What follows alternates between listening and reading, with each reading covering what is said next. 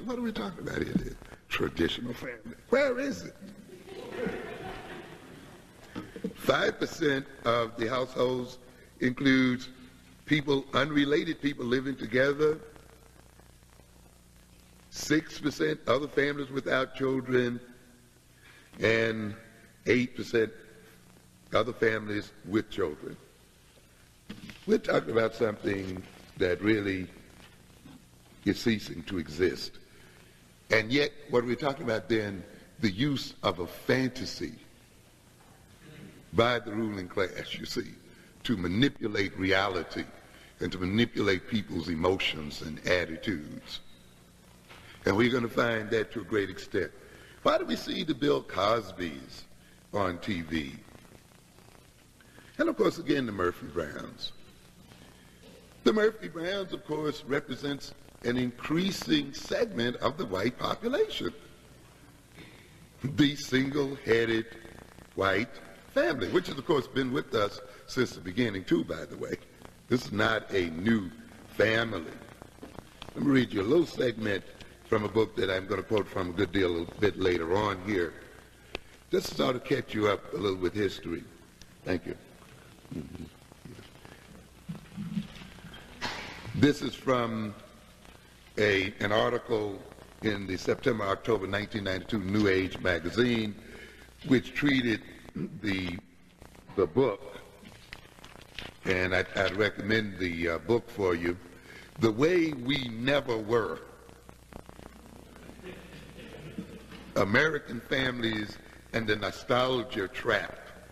In other words, we're celebrating a family that frankly never really existed in America anyway.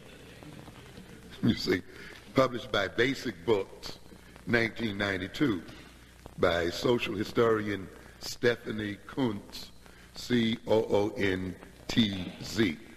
The New Age magazine gives a very long treatment of this book, and I recommend it as a book because it'll help break a lot of the myths we have about these so-called families and the traditional families. The 1960s generation did not invent premarital out-of-wedlock sex. Indeed, the straight-laced sexual morality of 19th century Anglo-American societies, partly revived in the 50s, seems to have been a historical and cultural aberration. In other words, some people also look at the traditional family as the kind of family we had in the 50s. The 50s, to a degree, revived the 19th century American family. Americans' founding fathers were not always married. In Concord, Massachusetts, a bastion of Puritan tradition, 1/3 of all children born during the 20 years prior to the American Revolution were conceived out of wedlock. During the 1780s and 1790s, 1/3 of the brides in rural New England were pregnant at marriage. Okay, where is this family?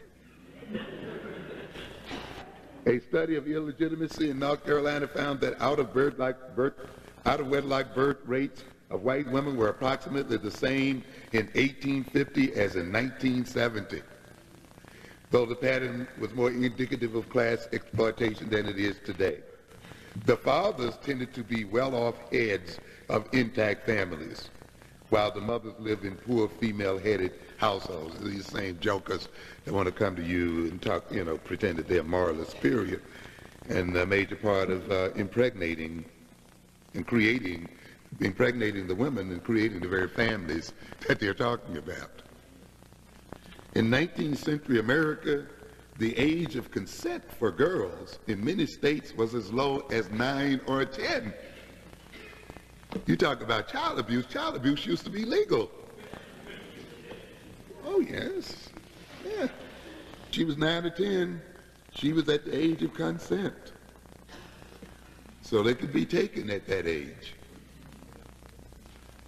What went on?